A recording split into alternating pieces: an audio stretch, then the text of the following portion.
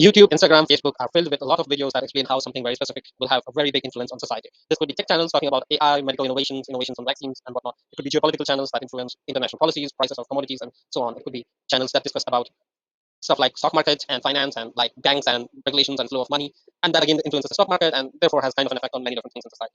So there's a lot of people talk about geography, about climate change, that can have huge influence on society, like climate weathering, whatnot. So there are these channels, right? So now whenever we are looking at something, oh, this is very important, but then it is important to also understand in a more holistic atmosphere over a more general societal level, getting a holistic view of things. So that yes, this is important, but how important is this in comparison to the other stuff? If this goes good, then how good can it get? And if this goes bad, then how much will it influence other parameters? So it is very important to list out what are the parameters that in general affect society. To some degree, I guess many of you will intuitively know these things, but it is always good coming from a group of science people with a research background. It's always good to structure things, structure the thoughts out into points and subpoints, and then kind of make a model thereon and take the thought in a more step-by-step manner. So moving into the 9 points that primarily influence society in a big way. Point number one is the state. The state includes the executive, the legislative, and the judiciary. They make the rules, they implement the rules, and they put the checks and balances so that the rules are implemented well. State is also having a massive influence on people in terms of public service, how policies and decisions are made, and what kind of social welfare protection network does the state provide to the people so that the people are more free to have their own aspirations and grow society collectively. Of course, the state is finally responsible for all aspects of defense and security, and that is one more thing where the society is heavily influenced by the state. Speaking of NGOs is again a very important group that affects society. It has its own activities, including advocacy and activism, raising awareness, running campaigns. It could be climate change. It could be stuff like feminism. It could be a broad range of different issues from climate to human rights to individual rights to like biodiversity to it could be practically anything.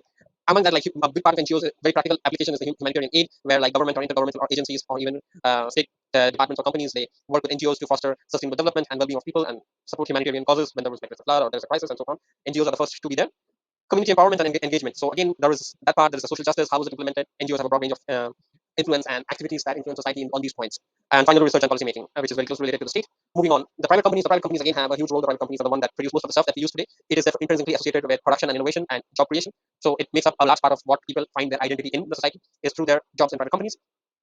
The private companies also have corporate social responsibilities in which they are presenting how they are upholding ethical standards and how they are taking environmental and sustainability measures for the well-being of society in general. So these parameters are influencing society in a big way.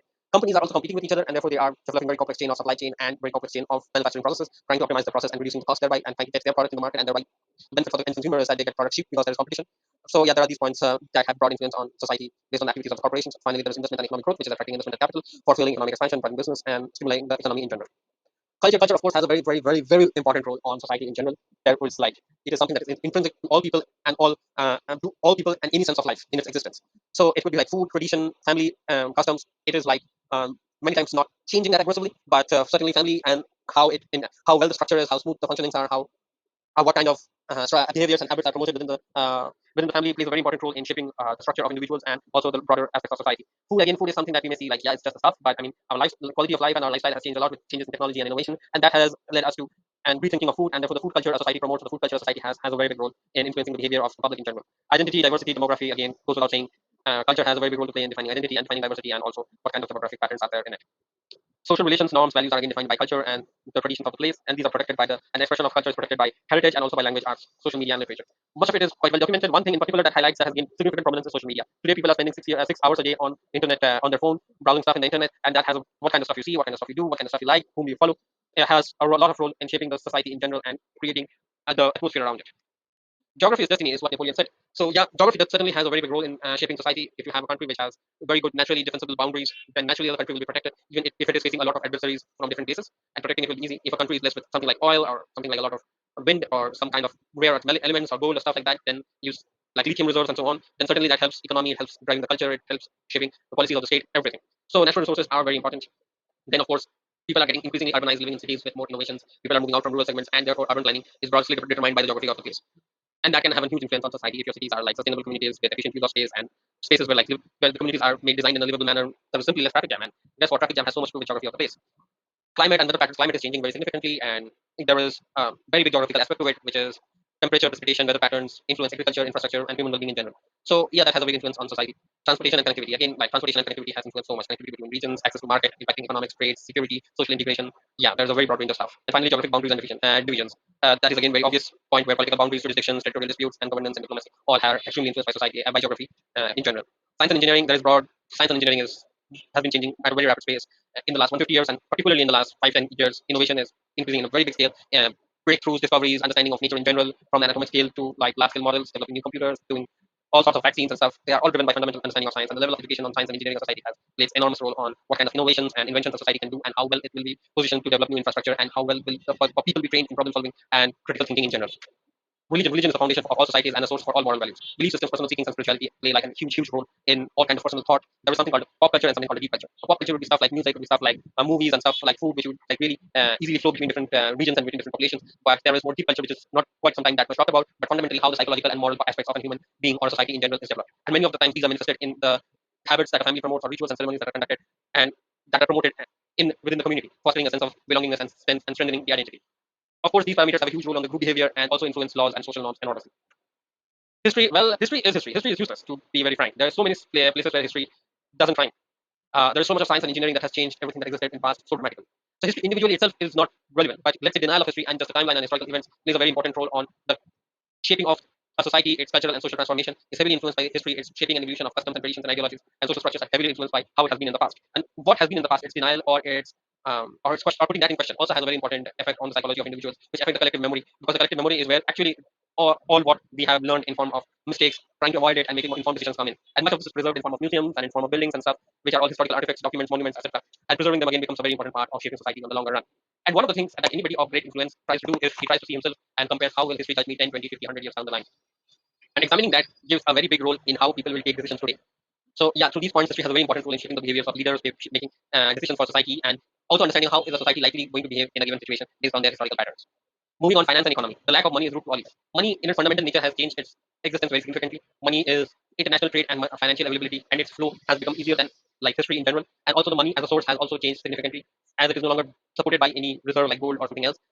And to add to it, it is also something which is printed a lot from reserve banks and throughout the world, frankly. So yeah, so therefore, central banks in general, and debt structures become very important role in understanding how stock market is going to behave, how well it is aligned with asset capitalization, and how well it is aligned with the fast-moving science and innovation in the world. And fundamentally, money is what controls the production and distribution of goods and services, and it is therefore intrinsically finances related to demand and supply. On the supply side, it is of course a bunch of different other aspects like supply chain, availability of products, availability of machineries, development of skills for people, for implementation, and so on. And on the demand side is also changes. For example, with Corona, like demand for travel companies and demand for traveling stuff like flights and everything. But so there was just less tourism companies just had less traffic. So demand can also change a lot with like with changes in like medical changes in medical situation of people, like if there's a pandemic or if there is like war or if there's any other issues.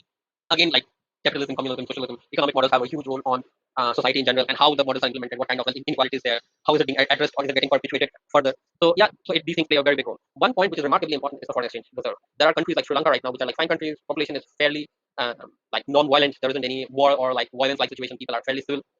The place was doing quite well. There was a lot of good roads, very beautiful places, a lot of production of agricultural produce, some industrial produce as well. It was at a good geographical location. One would say that it was blessed with geography. It was having a lot of science and engineering which it could implement. So it had a good pathway to grow. But it was a country that had a lot of beautiful places, and therefore it made sense to make it a tourism-based country. And with the corona coming in, the tourism just fell down like crazy.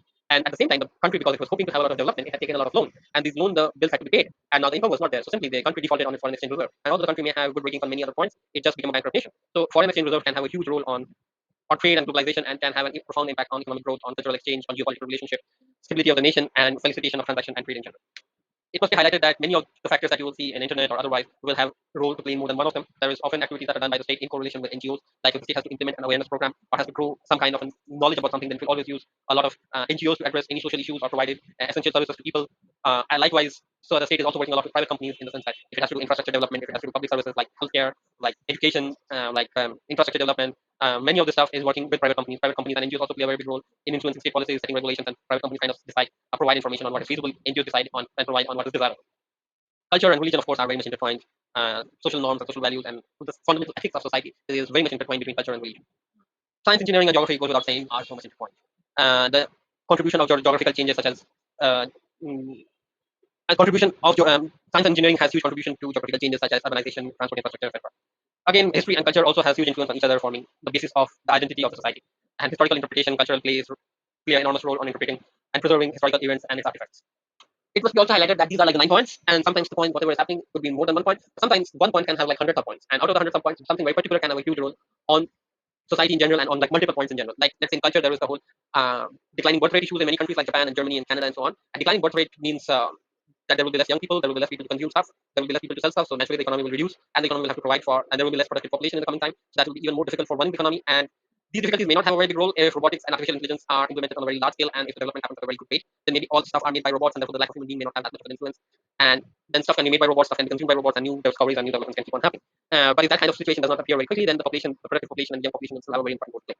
And therefore, it depends on other factors how important this declining birth rate will be in any given situation. So state and police corruption is again a very important factor. Let's say the state is working a lot with private companies, doing innovation, supporting innovations, getting ahead with development of new products, working with, on like large scale infrastructure development, working on like healthcare and education with private companies, working with NGOs on implementing awareness, working on social issues, everything. So there's a lot of places where the state is manifested itself by private companies or by NGOs. But police and law enforcement is one thing where it is never done by NGOs, it is never done by private companies. They will never see a private police, or you will never see private tax collecting bodies. They are typically done by, and police in particular, like tax collection can also be done by the banks. Like the state can just take money out of your bank account. So yeah, and the banks are there are private banks. So and then you have to go to the bank and you have to resolve it with them, and they will discuss it with the state. So I mean, the manifestation of state, direct manifestation of the state onto the population, is very prominently done by the police. And if the police, and let's say the state is working well, but there is police brutality or there is like police corruption or like police union, which is like not liked by people, then although the state is doing a lot of stuff that is in general good for society, there might be an opinion which is very anti-state within the population simply because the interaction with the police has not been that great. Again, science and engineering can have very specific subpoints. Like for example, science you have math, physics, chemistry, biology, so many different topics. And then you have like between physics and math, you'll have something like internet, and within internet there's social media, and within social media there's all these factors of social addiction, just like social media addiction, cyberbullying, social isolation, and which is having a huge influence on like culture. It is having a huge influence on the state in general, on behaviors, on religion, on standards and ethics, and so on. So some very small point within science can have a very big influence on other points as well. Just a few more graphs to show how the variation in declining birth rate over time has also taken place in Japan and how that's been over the different years. Yeah, again, religion and history, denial of history, like denial of Holocaust, can have a very lasting impact on societal attitudes and perception. Also, terrorism and acts of violence in the name of religion have had its own effect on society in general in various different ways. So, conclusion: it is very important to understand that the 9 points of society are there whenever you are trying to make a political opinion. When you are trying to understand something in the larger context, and you can always come and refer to this demonstration, this presentation, so that you can kind of say like, okay, this stuff maybe what somebody is saying is correct, but how important is it? Okay, it is going to impact this X, Y, Z parameters, but is it going to affect all the parameters? Or like, let's say, how much is it going to affect my region or my society if there is something specific happening somewhere? So let's say there is a food, let's say there is bad climate, and let's say there is a lot of problems that can happen throughout the world because if there is not good agriculture or good production. But let's say you're living in a country which is like a self-sufficient, food self-sufficient, then you can be kind of quite certain that, and you have good storage and all. And then you can kind of be certain that yes, although this stuff can happen, but it is more likely to affect those countries which are food importing countries and which have very little individual food production ability. Because any country, like if a country is there and if somebody is high price, then you can sell a laptop to another country and not sell it to your fellow countryman if you're producing a laptop, or if you're producing like let's say automobile, or let's say um, electronic device in general. You can always sell it to other countries and you can say, I'll sell it to my people, let me make my money. But you will never sell your food to another country if your people are hungry. You will manage it within the society. So there can be very specific places where there is like huge influence, and other places where the same parameter may have very little influence. Understanding the geography, understanding the science, engineering aspect of the place is very important before like a very general opinion is made on anything specific.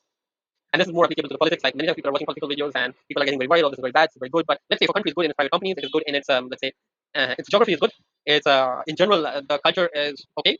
Then and science and engineering is doing good. Economics and finances, like there's a lot of strong financial institutions that is like there's a lot of companies and a lot of debt-based structures that is there is able to provide financing. Then in general, even if there is like political turmoil, the state is going to be fine. But if let's say multiple parameters are consistently failing, then there is like reason for more concern. And therefore, I would like people to have like when people get opinion and when people get advice, I'd like you to have questions that you can't answer, then have answers that you can't question.